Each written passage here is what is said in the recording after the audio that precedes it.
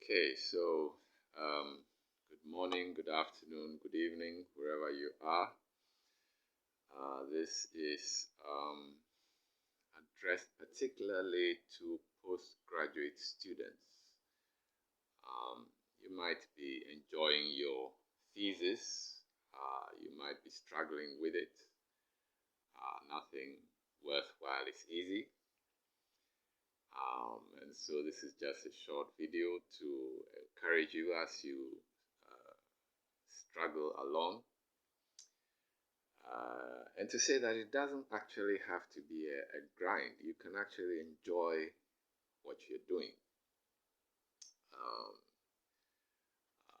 There's a slight problem in my view with the system of education that we know. And this has left master's degree students and PhD students in a bit of a difficult situation. What do I mean by this? Well, I'm of the viewpoint that everybody is a researcher. If you bring a little child, a 2-year-old child, into a room, a house, his fingers are going to be everywhere. He's going to be touching this and he's going to be touching that. He's going to be into so many things at once. That's research. I'm of the view, if I may, that animals themselves are born researchers. You bring a puppy into a new environment, it wants to investigate its environment, wagging its tail, going into this area, going into that area. But what happens when we go to school? What happens to that innate desire to explore our world, to ask questions, to investigate our world? What happens to that? And I don't think there's anything particularly wrong with self-assessment, with analysis. I'm saying this directly to master's degree students writing their thesis, and also to PhD students writing their thesis. So we have a kind of a structure. Starts from general exposure, and then as you go up the educational ladder, you become more and more specialized. The idea is to try to help you to find out where your particular expertise, interest lies. And so people make choices as they go up the educational ladder. The idea of the system, in my view, is excellent. So there's the idea of increasing expertise required, increasing specificity, if I can say. And so we start from, nursery school and primary school, and you have a generality, a plethora of different subjects at a very general level. You're not expected to be an expert at any. You could be, but the idea is to expose you to at a more or less a shallow level, we can say. And then the expertise tends to build up as you go up. So that by the time you come to a first degree, we are beginning to think of you as having understood the basics of whatever subject that you want to study. This is the educational system. We try to give you the basics of every subject, or the main subjects that you want to study. Towards the end of the first degree, it doesn't matter what you're studying. They may give you some 3-month project work, thesis, something that you have to do on your own. And that is a kind of an introduction to research. So it's a mild introduction. But it's 3 months, so you may do 3 or 4 years for your first degree, 7 years for some courses like medicine, architecture, and so on. But there's a little bit of time allotted for research. We are introducing you to research. More or less, we are saying that you have the basics, more or less. Okay, so then we move on to the master's degree course. And depending on the type of master's degree you're doing, a little bit more time is allotted to research work. So as you go from first degree through to the second degree through to the third degree or PhD, more time is expected at research work. So you can see that there's a graduated expectation or graduated exposure to research work.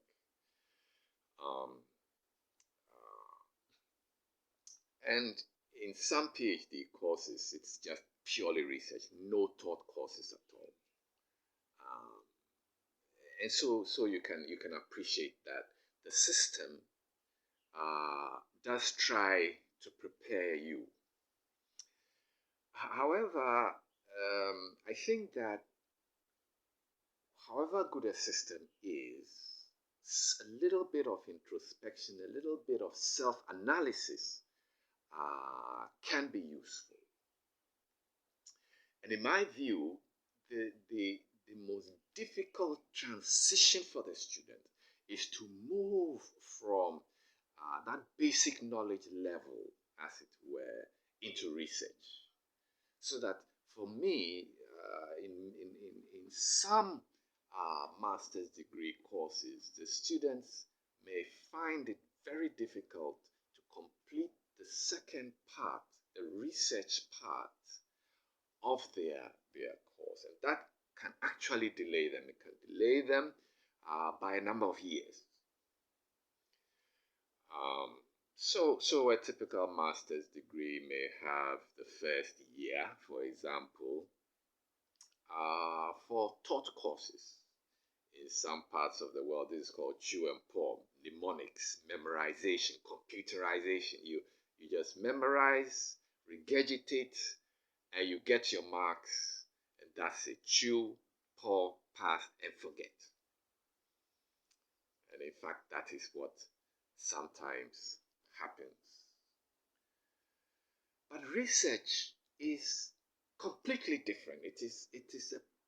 These two concepts are worlds apart, and the system tries to introduce the concept of research gradually, graduatedly, gradus by gradus. Gradus means step in Latin.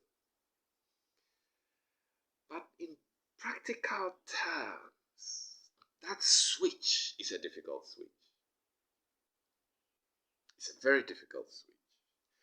So that in certain parts of the world, a student might have spent, say, 15, 20 years in this mnemonicization, memorization, computerization, regurgitation, 20 years.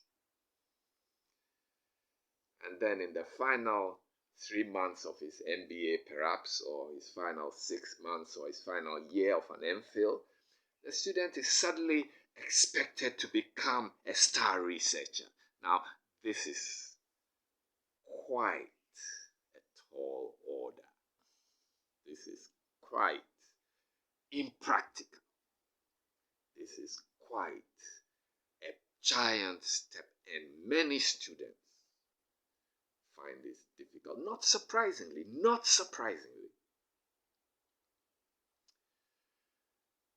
So, this is why you find yourself in a kind of a difficult situation. You've done well all your life. You've memorized things. You burnt the midnight oil. And suddenly, you are supposed to come up with research, which is 180 degrees opposite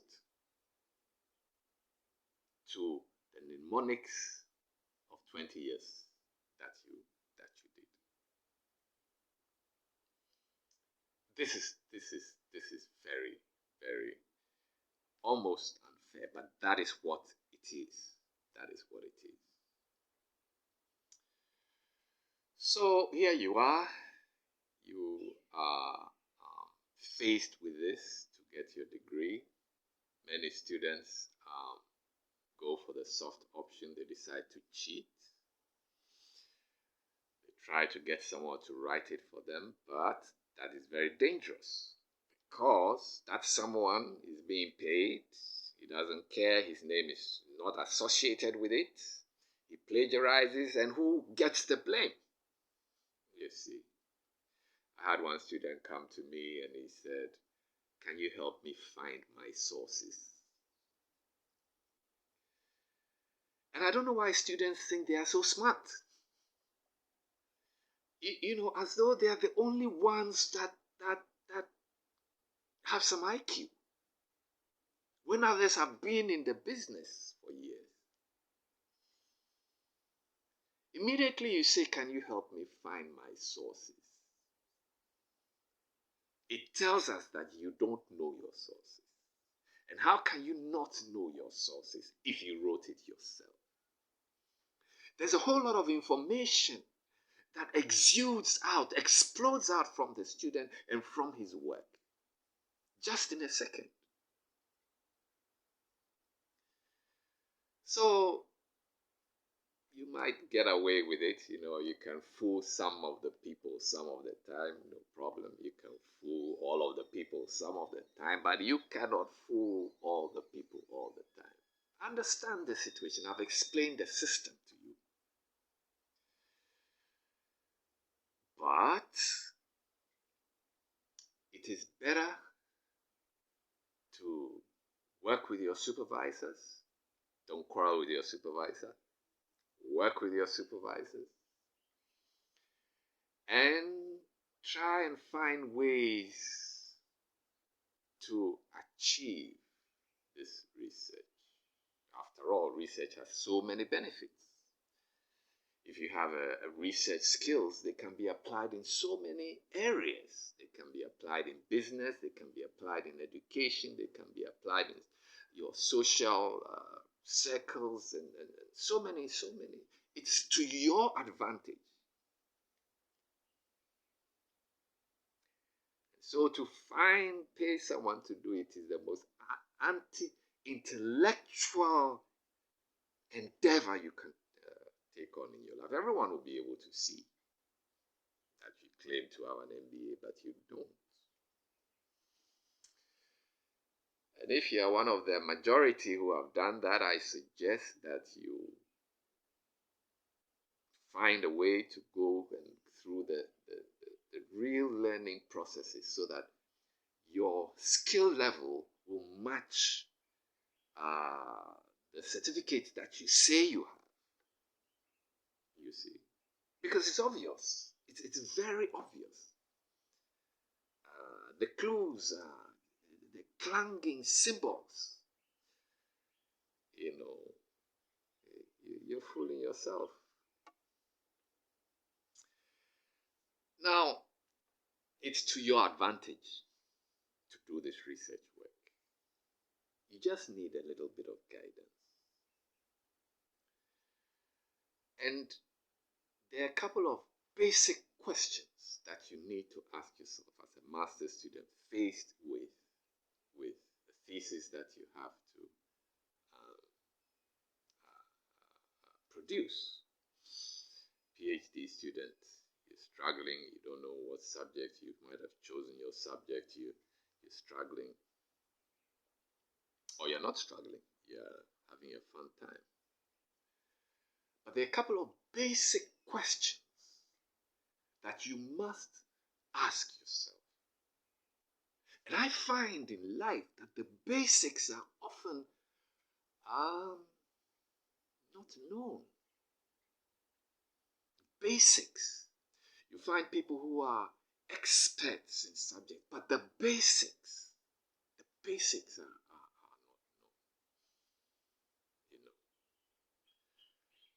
known. right now, what is topical is the COVID debate. And people have taken sides. They have taken sides without even knowing the basics, aspirating the needle. You try and find out whether both laymen or non-medics and medics are the view of aspirating the needle, and you'll be surprised. Where does the spike protein come from with these, I call them neo-vaccines.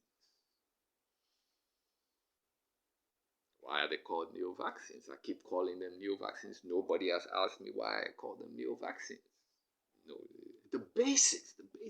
Where does the spike protein come from with the neo-vaccines? Both non-medics and medics alike